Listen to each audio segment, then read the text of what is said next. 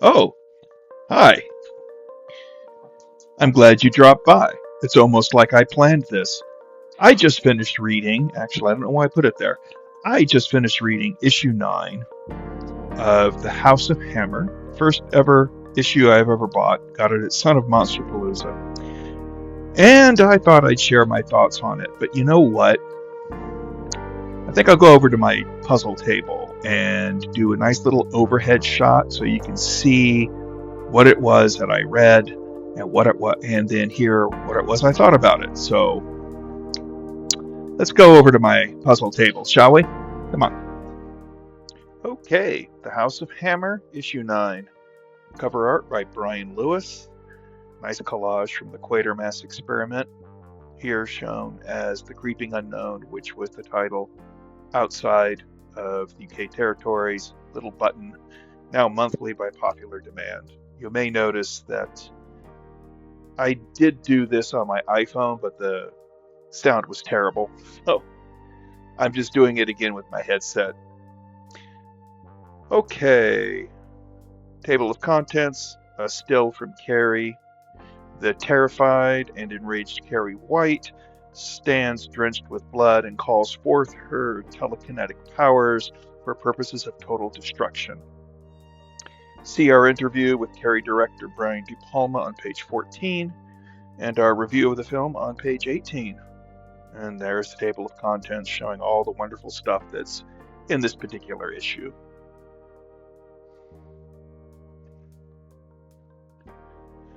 Next page, on the left, you have an editorial which basically says magazine is now monthly because it's so popular, and a Hammer fan club is in development and continues forward. Hammer Happenings basically talk about how the planned Curse of the Werewolf adaptation was delayed. Nice little illustration I point out there. And they also say, waiting patiently after Curse of the Werewolf will be an adaptation of Revenge of Frankenstein, one of Vampire Circus, The Devil Rides Out, and even The Mummy. And those are just the film adaptations they're planning.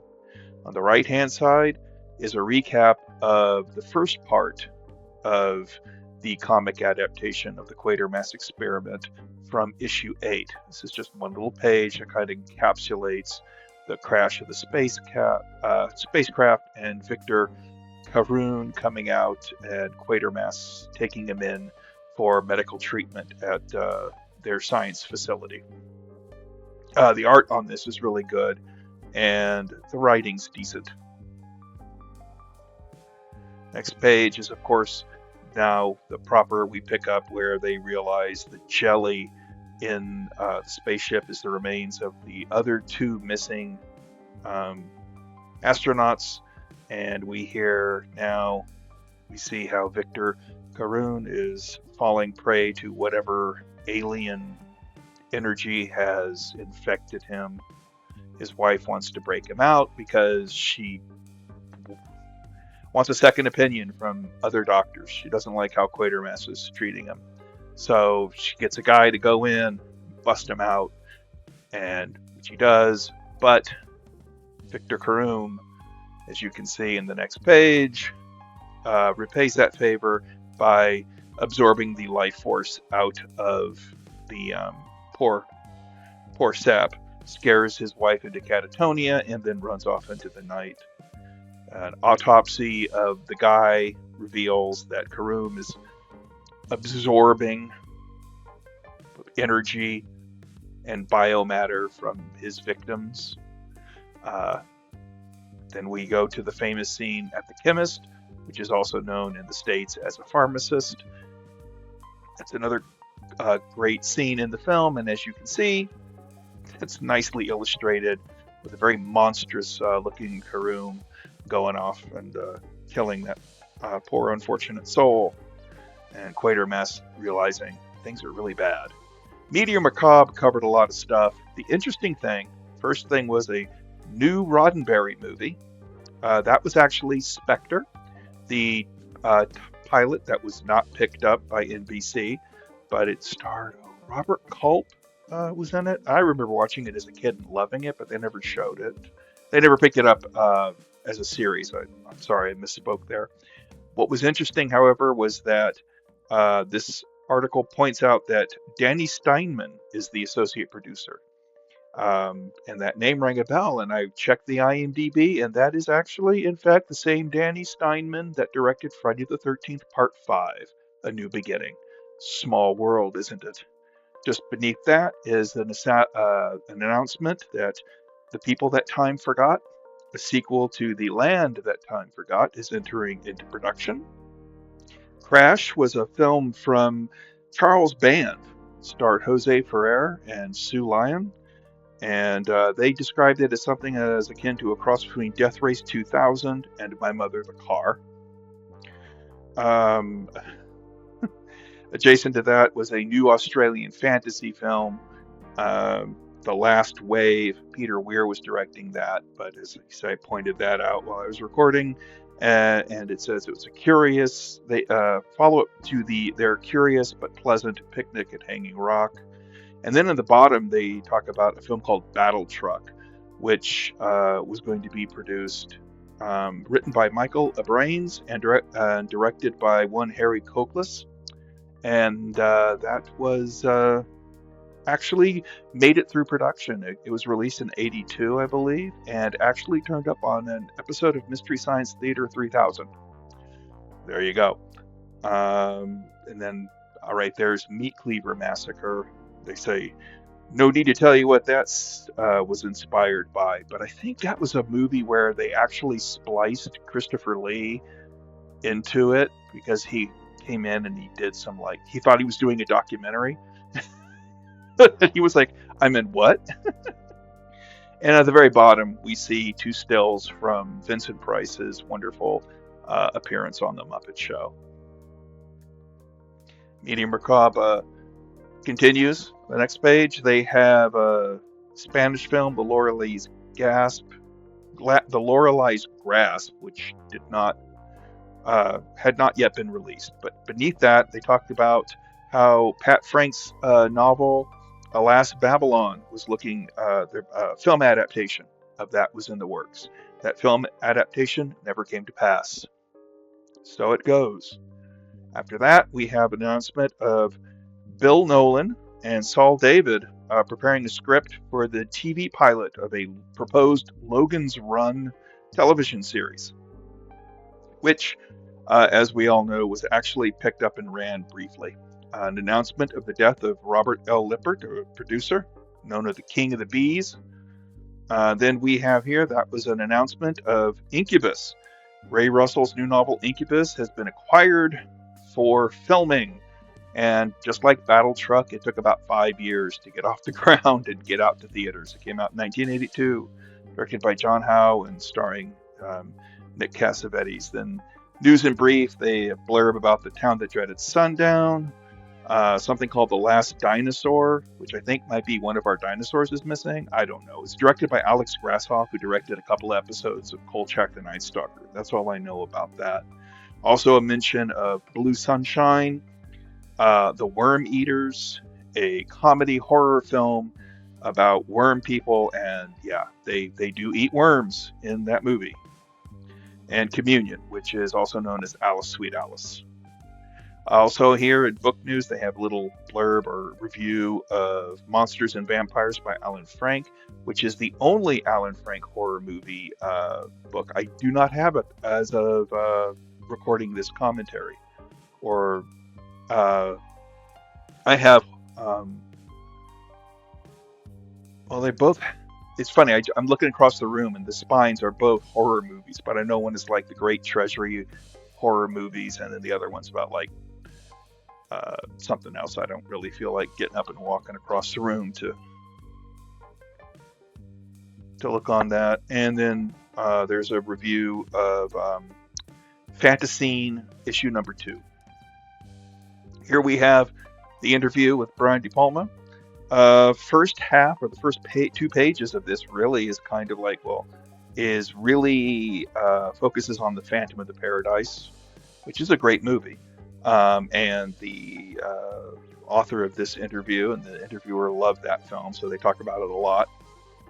And also a recap of the movies De Palma had made prior to really breaking out with Sisters and then Obsession. Um,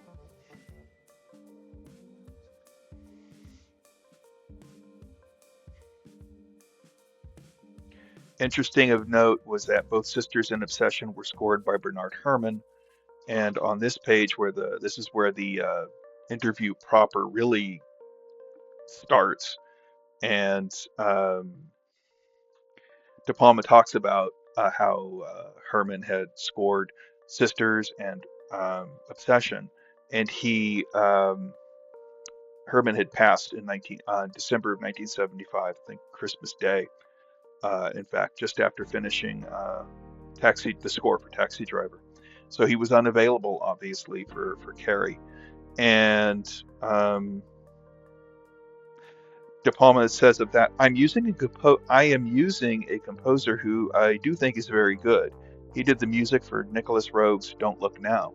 Of course, that was Pino Donaggio, and they would go on to, there I am pointing out that quote, they would go on to work together over a lot of films. Most of De Palma's more personal films, the movies that he actually developed, he wrote and have a much more personal touch than the films for hire that he has a tendency to do. Like films for hire, like, The Fury, The Untouchables, Casualties of War, things of that nature. But the movies like the films he did, Home Movies and Dressed to Kill, Blowout, Body Double, and the like, Raising Cain, those were all scored by Donaggio.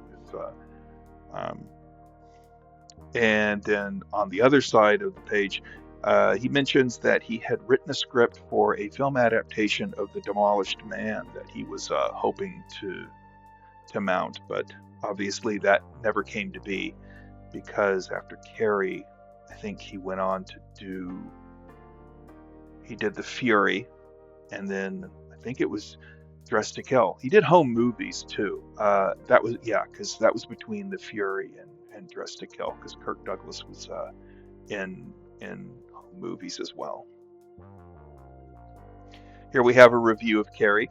The reviews in this magazine were really interesting because they were basically plot synopsises, and they were plot synopsises that went through the entire film from start to finish. So you really wouldn't even have to see the movie after reading this review, because they basically spoil everything.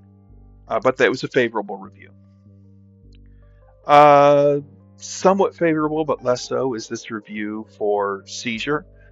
The interesting things about Seizure is that it was the directorial debut of Oliver Stone, who would go on to do Platoon and Born on the 4th of July and JFK and many other films. He followed Seizure with The Hand with Michael Caine, and because he evidently liked horror pictures, but realized he didn't have what it took to make horror, so he moved on to other things. But this was interesting to me also because Jonathan Frid was in it. There he is. The lead, he played Barnabas Collins on Dark Shadows.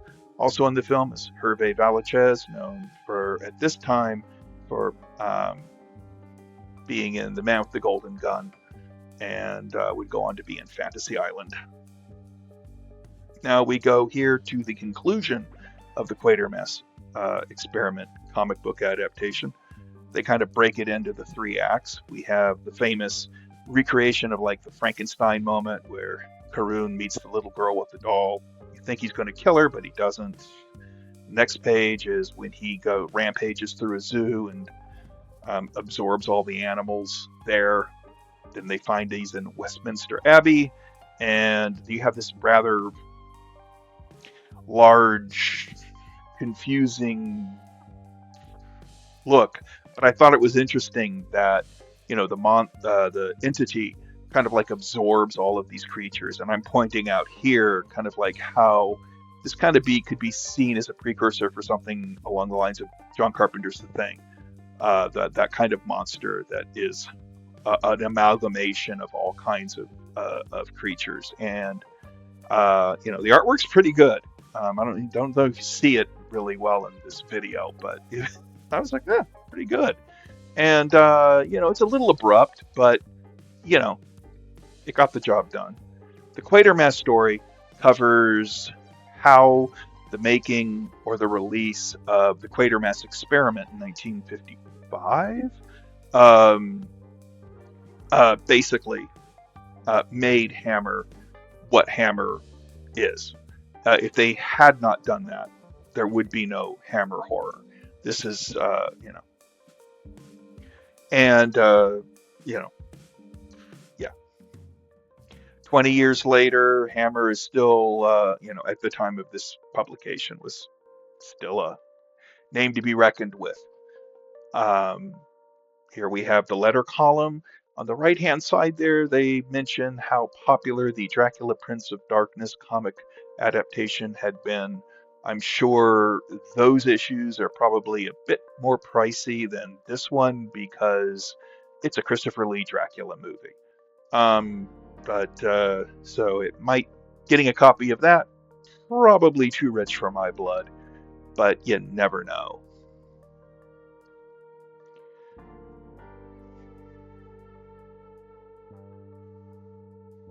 No idea what I'm yapping about right now.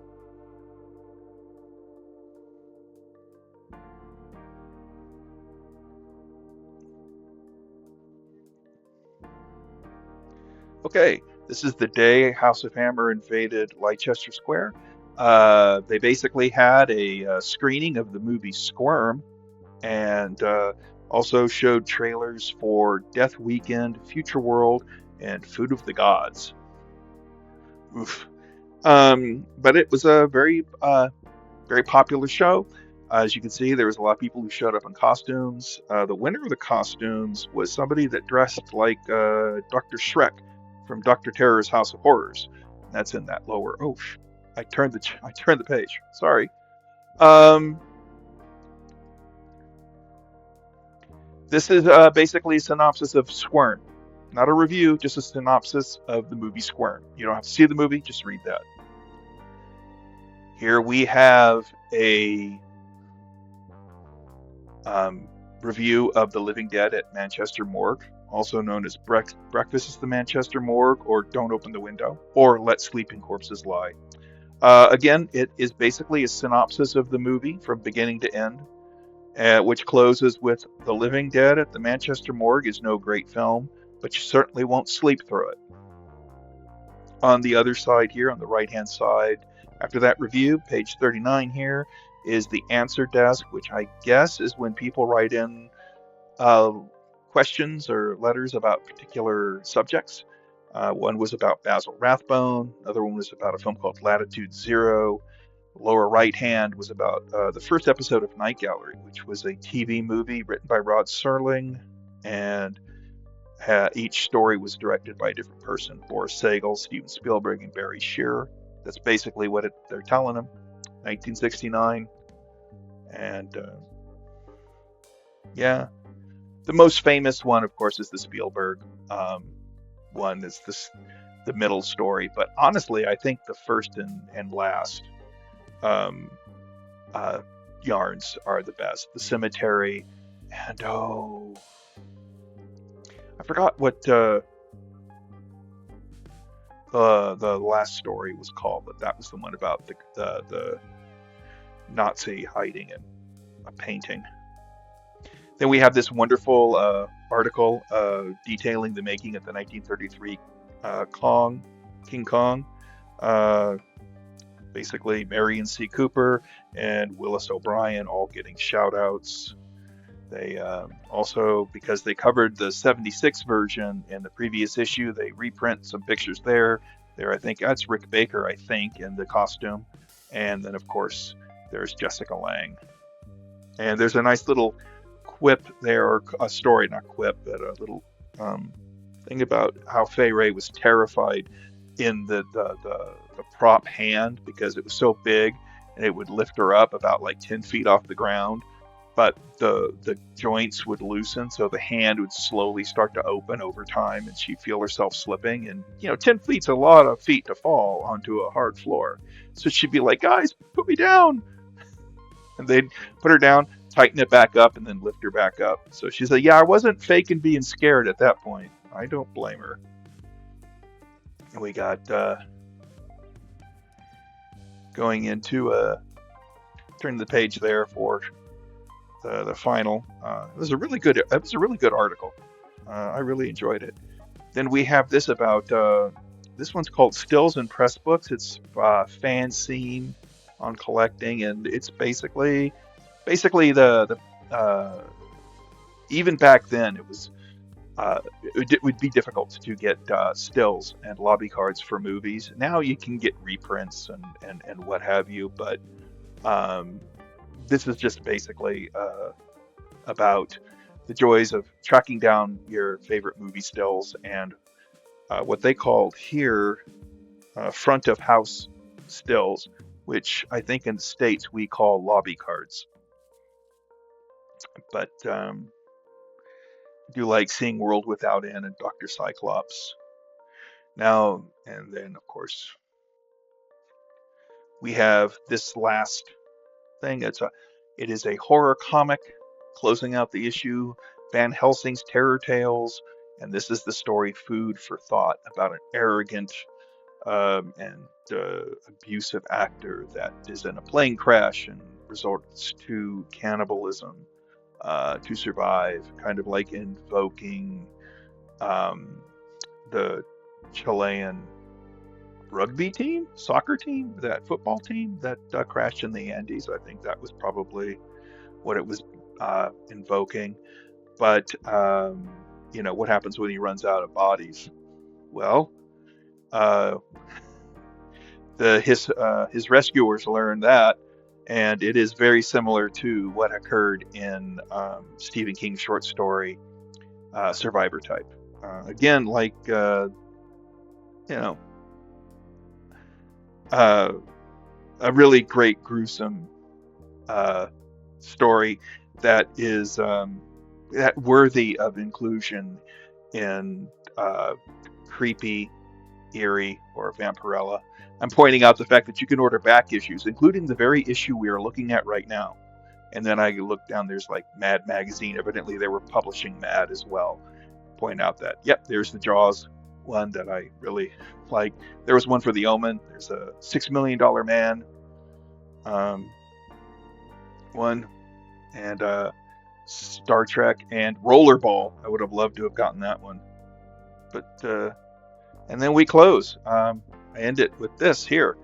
The Quatermass Experiment and Quatermass 2 quad posters. My I like both of those films, but my favorite Quatermass movie remains Quatermass in the Pit, also known as 5 Million Years to Earth. It's that movie is I remember seeing it when I was a kid. It scared the daylights out of me, and I think it might have been the first Quatermass movie I saw, so that's why it's my favorite one. But there we go. We close out, and now I'm going to return to my desk.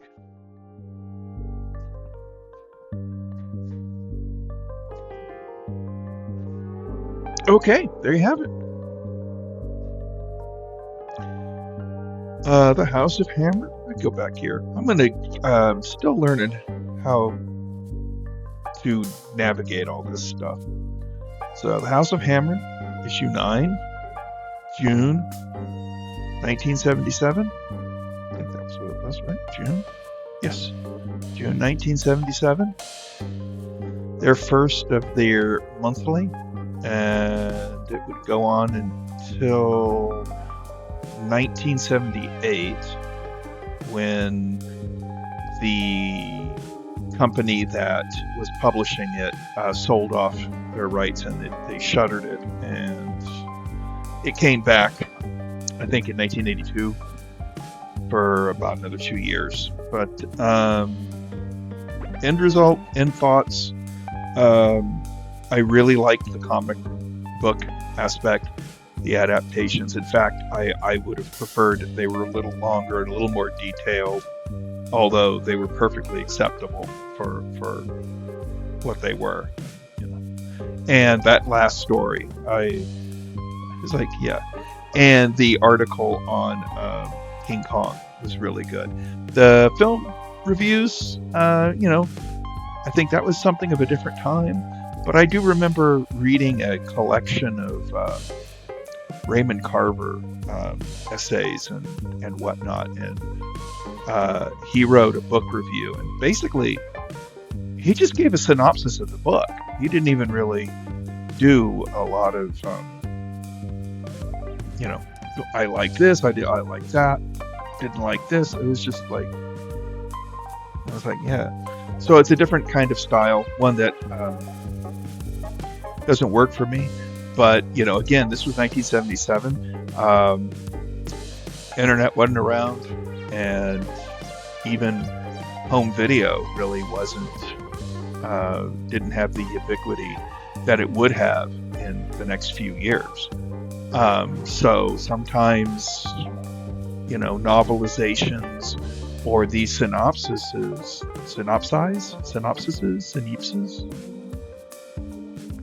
but that's what you got, that's what you had. So, and if you missed a movie or you missed something, you missed it, unless it got re-released or popped up on the late show or the early show. But yeah, I would probably buy other issues, especially like I pointed out during the video, the one for Dracula, Prince of Darkness, Devil Rides Out, Revenge of Frankenstein is one of my favorite Hammer Frankenstein movies. I really like that story. I like the 1-2 punch of Curse and Revenge. I think they're both really a really good singular story. And yeah, I would recommend it if you're a hammerhead like me. I mean, you probably already have these. I'm a late comer to this kind of stuff, but if I found more ones that, again, even at 15, this was a little pricey for me, but I consider it money well wasted. I like the comics, and I liked the King Kong article, and the De Palma interview, if you could call it that, had a couple of interesting little things in it, little tidbits that I liked, and so that offset the wonkiness of the film reviews and film synopsises. But again, that was, it was 77. They didn't have it like that. And I'm one to complain too, because honestly, I mean, people do reaction videos or movies explained, where they give a synopsis of a movie. So the more things change, the more they stay the same. But I will probably be visiting the House of Hammer again at some point, or it eventually also got, I think it went through a couple of title changes. It was House of Hammer, and then it was House of Horror, and then it was like, I think, Halls of Horror. I mean, it was obviously a magazine that kind of like struggled with a marketable title, but it's got a quaint character to it, kind of like somewhere between Famous Monsters and creepy, which is a pretty good place to be. And so I'm going to close this out and get back to reading, putting together jigsaw puzzles, reading books, watching movies, and clipping newspaper movie ads, because I don't know, what else am I going to do? So until next time, stay scared. Bye.